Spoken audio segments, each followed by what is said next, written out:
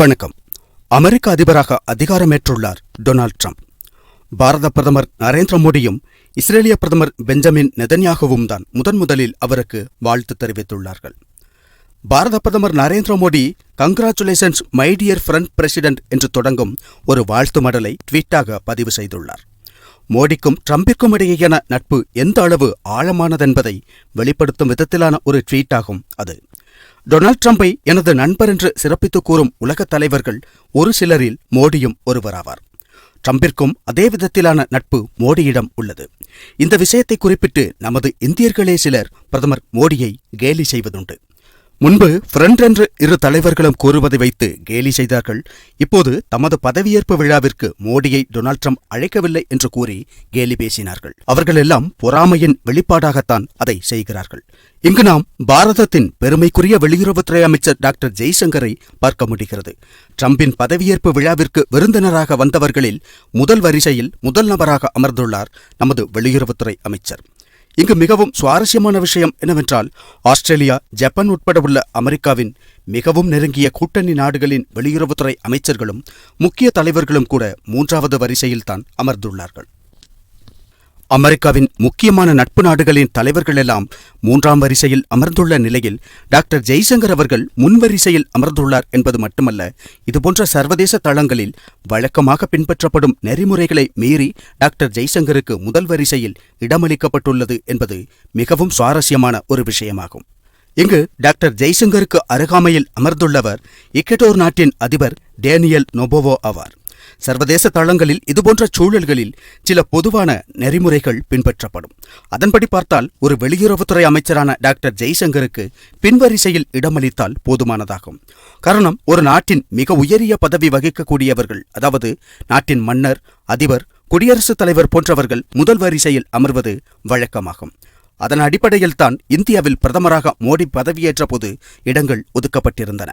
ஆனால் இங்கு ட்ரம்பின் பதவியேற்பு விழாவில் முதல் வரிசையில் முதல் நபராக டாக்டர் ஜெய்சங்கர் இருக்கிறார். அவருக்கு அருகில் ஒரு நாட்டின் அதிபரான டேனியல் நொபோவோ அமர்ந்துள்ளார். இங்கு இந்தியாவிற்காக பிரதமர் மோடிக்காக டாக்டர் ஜெய்சங்கருக்காக நெறிமுறைகளையும் மீறி உள்ளது அமெரிக்கா என்பதை முதலில் நாம் புரிந்து கொள்ள வேண்டும். இல்லை, இந்தியாவை கேலி பேசக்கூடிய இந்திய விரோதிகளும் மோடி எதிர்ப்பாளர்களும் புரிந்து கொள்ள வேண்டும். டாக்டர் ஜெய்சங்கரின் அதே தரத்தில் உள்ள மற்ற நாடுகளின் அமைச்சர்களுக்கு பின்வரிசையில் இடம் ஒதுக்கப்பட்டுள்ள நிலையில் இந்தியாவின் வெளியுறவுத்துறை அமைச்சர் டாக்டர் ஜெய்சங்கருக்கு முன்வரிசையில் மற்ற நாடுகளின் உயரிய பதவிகளில் உள்ளவர்களோடு இடமளிக்கப்பட்டுள்ளது. இது ஒரு சாதாரண விஷயம் அல்ல என்பதை நாம் புரிந்து கொள்ள வேண்டும்.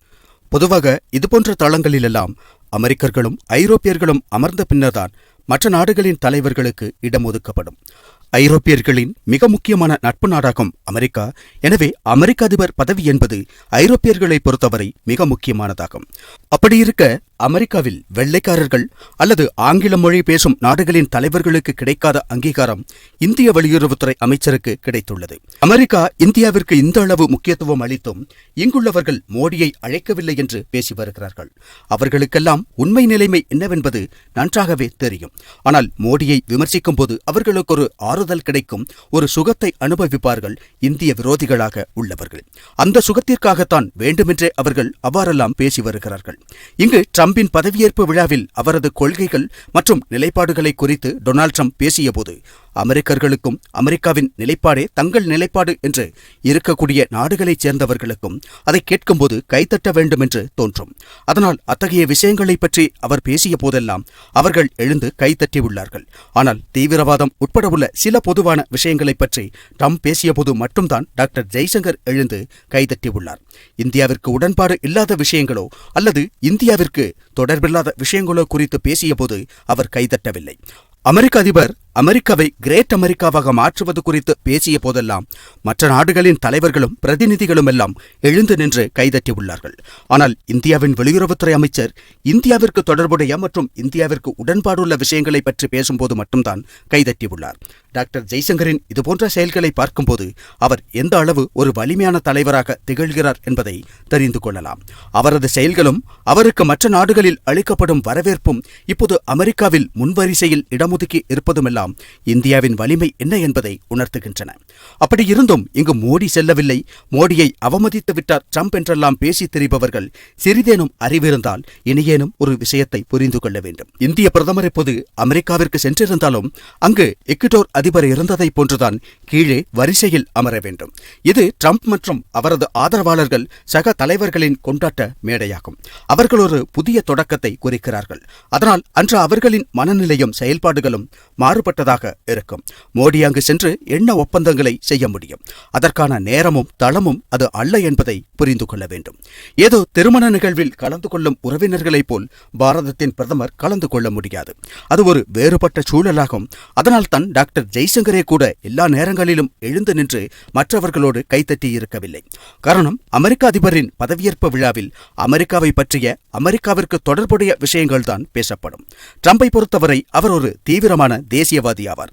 அப்படியாகும்போது அவர் அமெரிக்காவை பற்றியும் அமெரிக்காவை எவ்வாறு மேம்படுத்துவது என்பதை பற்றியும் அமெரிக்கர்களுக்கு என்ன செய்வோம் என்பதை பற்றியும் தான் பேசுவார். அங்கு சென்று 140 கோடி மக்களின் தலைவரான பிரதமர் மோடி அமர்ந்து வேடிக்கை பார்ப்பது நமக்கு கௌரவமாக தெரியுமா? மோடியை அழைக்கவில்லை என்று சொல்லித் தெரிபவர்கள் சிறிதேனும் சொந்த நாட்டின் மீது அக்கறை உள்ளவர்களாக சிந்திக்க வேண்டும். மோடியின் பிரதிநிதியாக சென்ற டாக்டர் ஜெய்சங்கருக்கே இந்த அளவு மரியாதை அளித்துள்ளார் ட்ரம்ப். அப்படி இருக்க மோடி நேரடியாக சென்றால் இதைவிட மிகச்சிறந்த வரவேற்பை அளிக்க வேண்டும் அவருக்கு. அப்படி இருப்பதால் ட்ரம்ப் அவருக்காக ஏற்பாடு செய்துள்ள நாளில் மோடி செல்லாமல் இருப்பதுதானே நல்லதாக இருக்க முடியும். அதை ஒரு விஷயமாக எடுத்து கேலி பேசும் கோமாளிகளுக்கு சுய கௌரவம் என்ற ஒரு விஷயமே இல்லை போல் தெரிகிறது. பிறந்த நாட்டை கேலி செய்ய எவ்வாறு அவர்களால் முடிகிறது என்பது பெரிய கேள்வியாகவும் வியப்பாகவும் உள்ளது. அமெரிக்கா இந்தியாவை விட பல மடங்கு சக்தி வாய்ந்த நாடாகும். அத்தகைய வலிமையான நாட்டின் அதிபர் பதவியேற்கும் போது இந்தியாவின் பிரதிநிதியாக கலந்து கொண்டுள்ள டாக்டர் ஜெய்சங்கருக்கு அளிக்கப்பட்டுள்ள மரியாதையை பார்த்த பின்னரேனும் அவர்கள் இந்தியாவின் மதிப்பு என்னவென்பதை புரிந்து கொள்ள வேண்டும். இப்போதும் புரியாவிட்டால் அவர்கள் எல்லாம் கிணற்று தவளைகளாக இருப்பதையே விரும்புகிறார்கள் என்றுதான் பொருள்படும். அல்லது இந்தியா மீதான மோடி மீதான வன்மத்தின் காரணமாக கண்களை கட்டிக்கொண்டு இருக்கிறார்கள் என்றுதான் பொருளாகும்.